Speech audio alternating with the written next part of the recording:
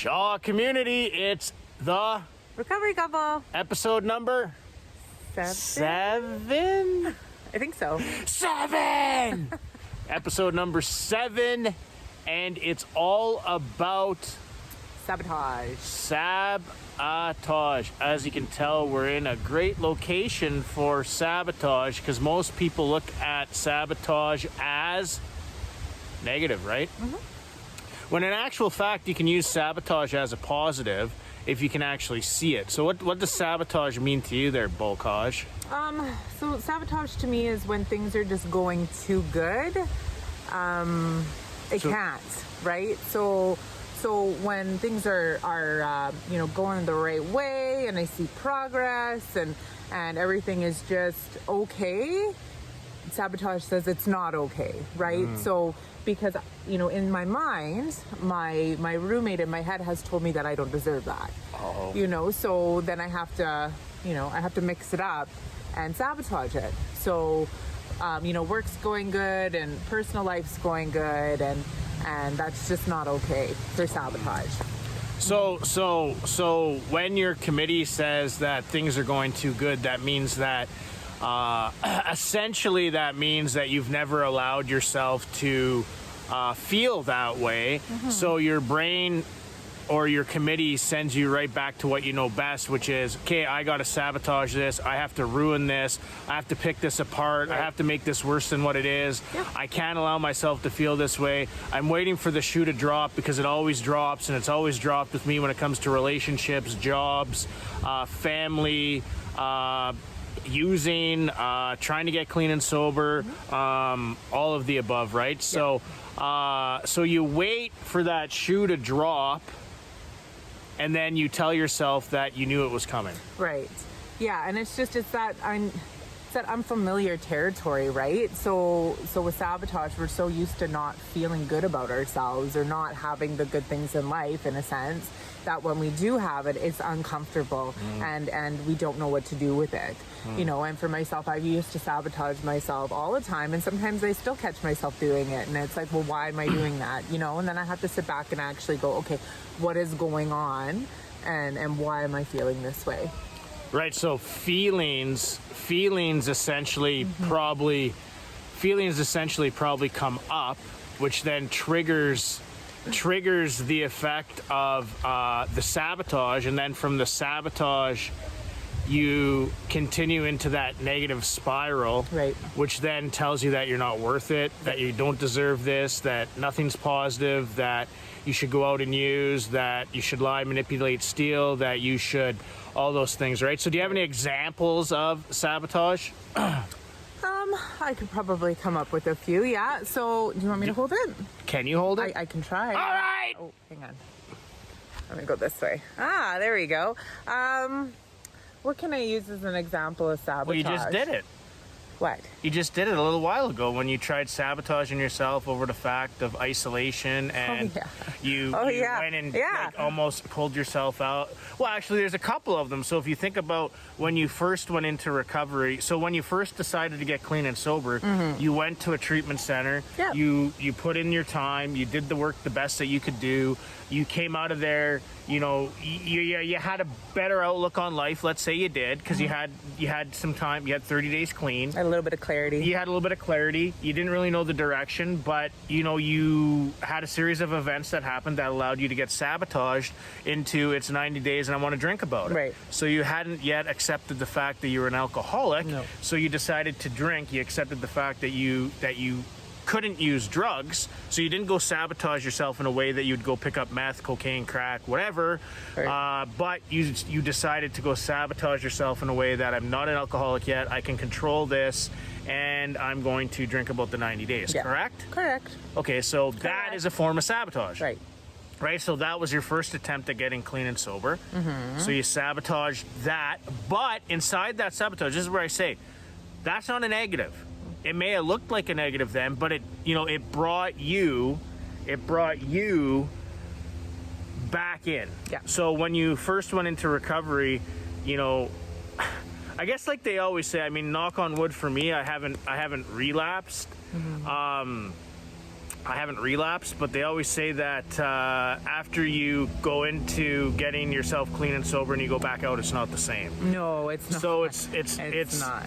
It's not the same.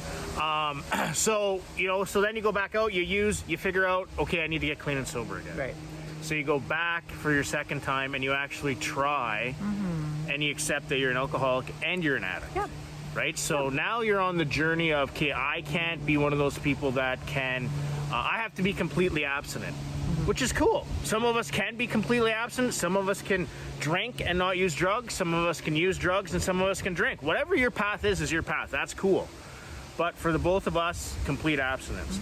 So this time you get in, me and you meet at 5 months, and we are both sabotaging the relationship. Yeah. Because we both have never been in healthy relationships. No. We don't know what healthy relationship was at the time. No. I think we're in a better spot with healthy today as we continue to grow together.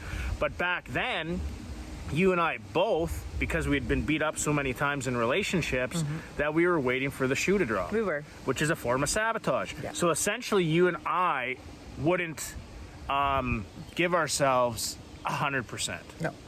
And then that's sabotage. So always the good things in life that we're trying to accomplish, we try and sabotage, right? So it could be a job, it could be a relationship, it could be family, it could be the kids, could be just going on a trip. I don't know how many times I've gone on a trip and I sabotaged the trip and it's turned out to be the worst trip in the world because I decided to pick on things.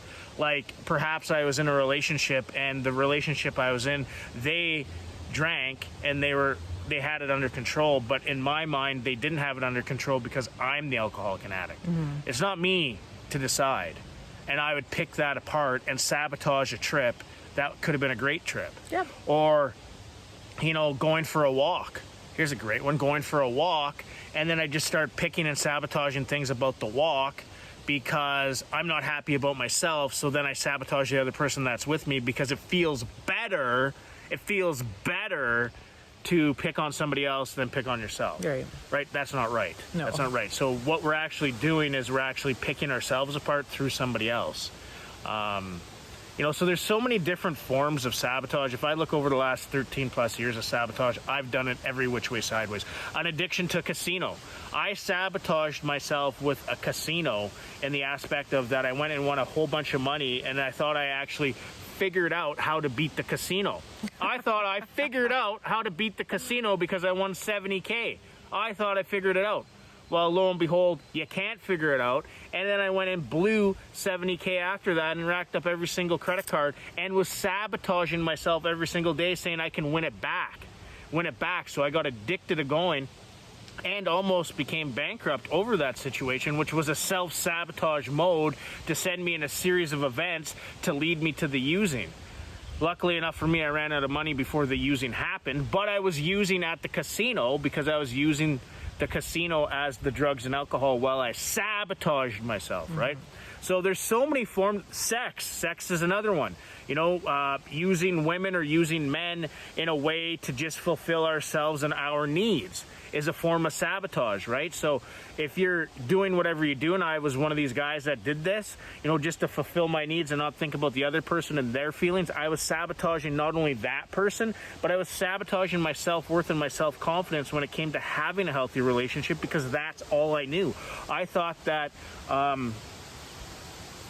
what are they called? Ladies of the evening? Ladies of the evening, yes. Ladies of the evening is the polite way of saying it. So ladies of the evening, I thought that was the only route to go, and that was the only way of intimacy, right? So that is where I thought that intimacy was the right way to go, and that was the only way I could find love. Talk about sabotage, right? I didn't want to have a relationship because I didn't want to commit, right? Commitment is huge. I didn't want to commit, so I went to the ladies of the evening while sabotaging myself and sabotaging them people. I couldn't commit. I didn't want to commit. I didn't have to commit. It just cost me money. Sabotaging myself, my self-worth, my self-belief, my self-love, my self-everything, right? Not only that, sabotaging the other person. So usually what we do is we sabotage ourselves while we sabotage other people in our destruction. You got any more forms? Because I just went on a rant there. You sure Sabotage! I think also for myself. Do you want me to hold that now? Yeah, if you could, that would be lovely. Thank you. That's hard to do.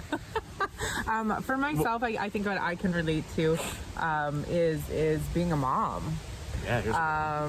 You know, and I struggled with that, not thinking I was a good mom, you know, for a long time because of the choices, you know, because I was sick, right? So I sabotaged a lot of my relationship with my children when they were younger, and I did the best I could with what I knew, but I also overcompensated in a lot of the sense of, doing everything, because of the choices I was making in my life at that time, right? Instead of, thinking I was a good mom, and doing that, I would tell myself I wasn't a good mom, and I didn't deserve them, and they deserved better than me, and that continued to cycle, and I struggled with that for for years and years until probably almost 2 years ago, when I finally said, no, I am a good mom, and I've raised wonderful children, and they're growing into wonderful, beautiful young women, and that's taken a lot of work, and I sometimes still struggle with it.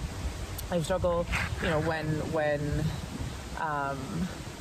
there's moments, and then I start overcompensating again, and then I have to go back and say, no, actually, you're a good mom, you're a great mom, and you've done a great job, and I look at what we've overcome, and that's kind of where, when I start to get into destructive mode, is I have to, and it's hard. It's a hard thing to make yourself sit down and go, okay, look at all the things that you have accomplished, right? Because then you're also you're giving yourself praise, right? And sometimes that doesn't feel good for a lot of us.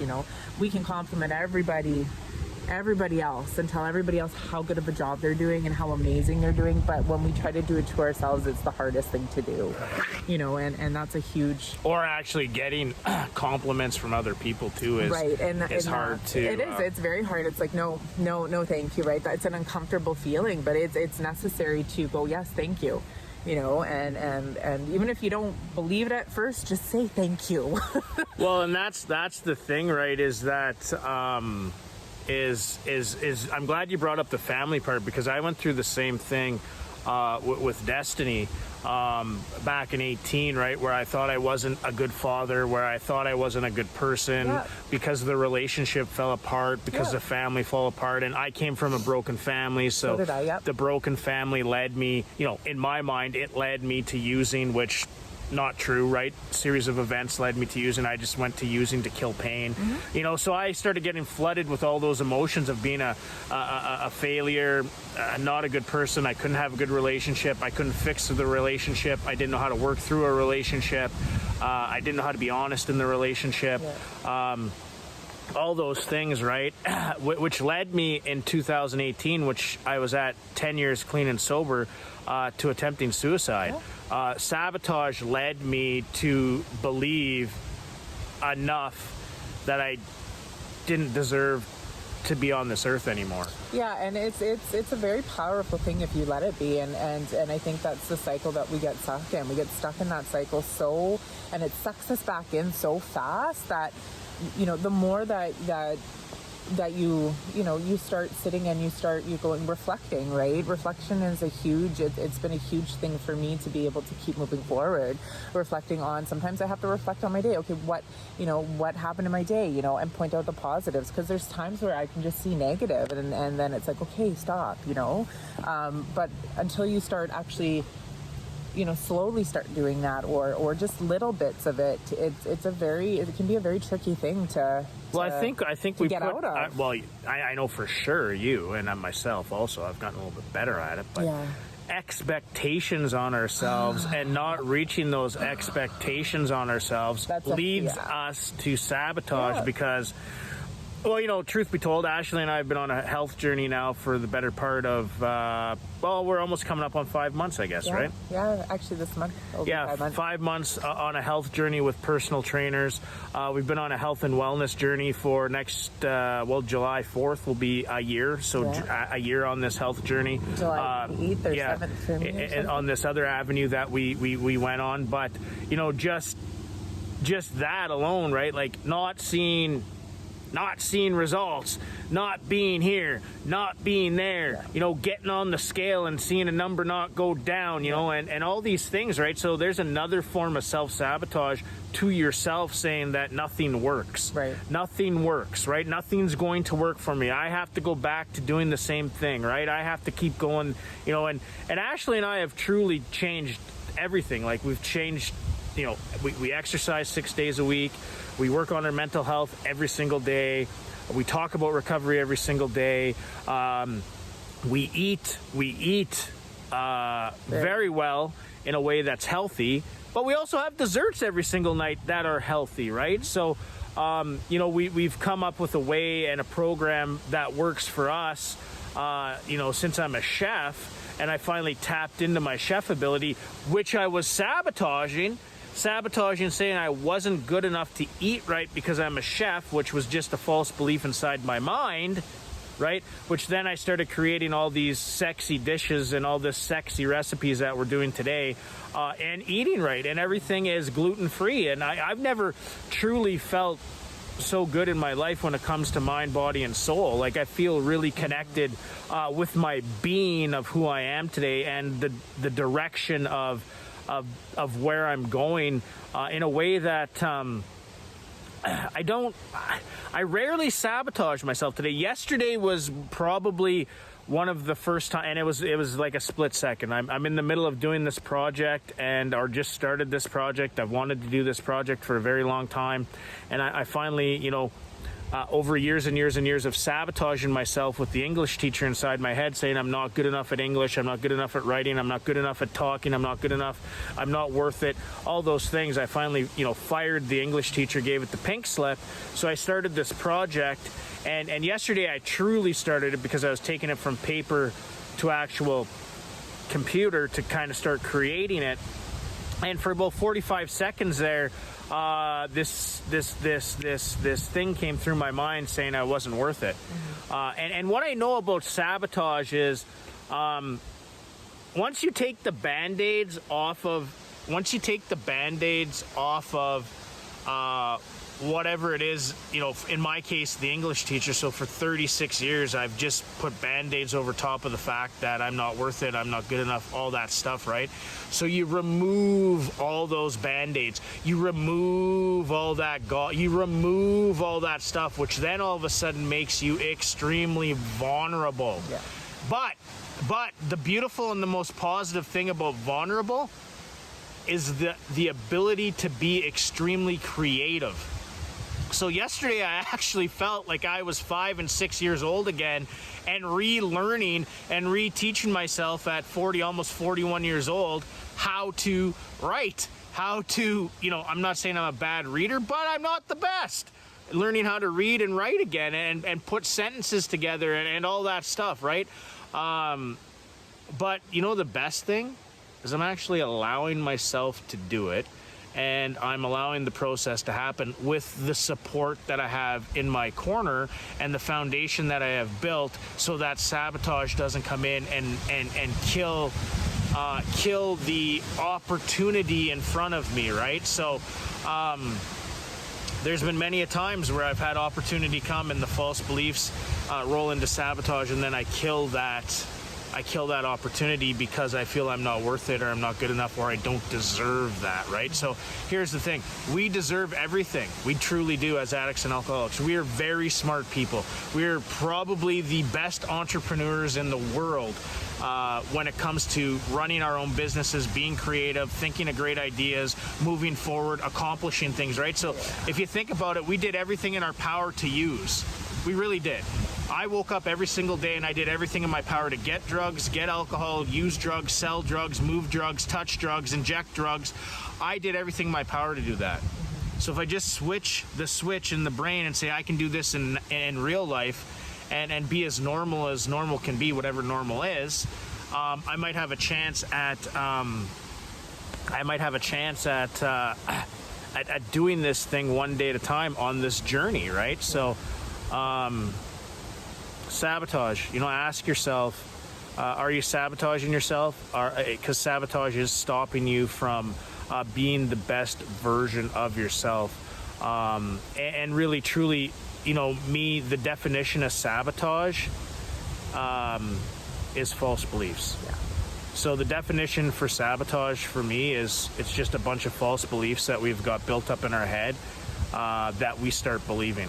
And those false beliefs tell us that they're true, so we believe it because, that's what we think. It's the opposite of what we think, right? It's the opposite of what we think. And, the most interesting thing is the sky's the limit. Like, when it comes to anything. Like, ask Ashley, 21 months, she just passed 21 months clean and sober. On the 9th, 21 months of continuous sobriety on the 9th.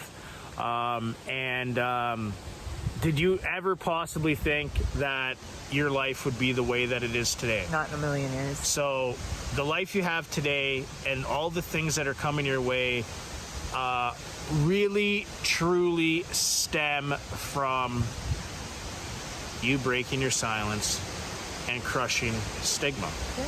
Really, truly, right? Yeah. So what are the opportunities before we close out here that have come your way in the short 21 months of being clean and sober? Well, this is one amazing opportunity I've had. We've done the recovery couple. We're doing, health and wellness, business, and also, doing our own health and wellness. I have an amazing support system that I never in a million years thought it would be anywhere where it is.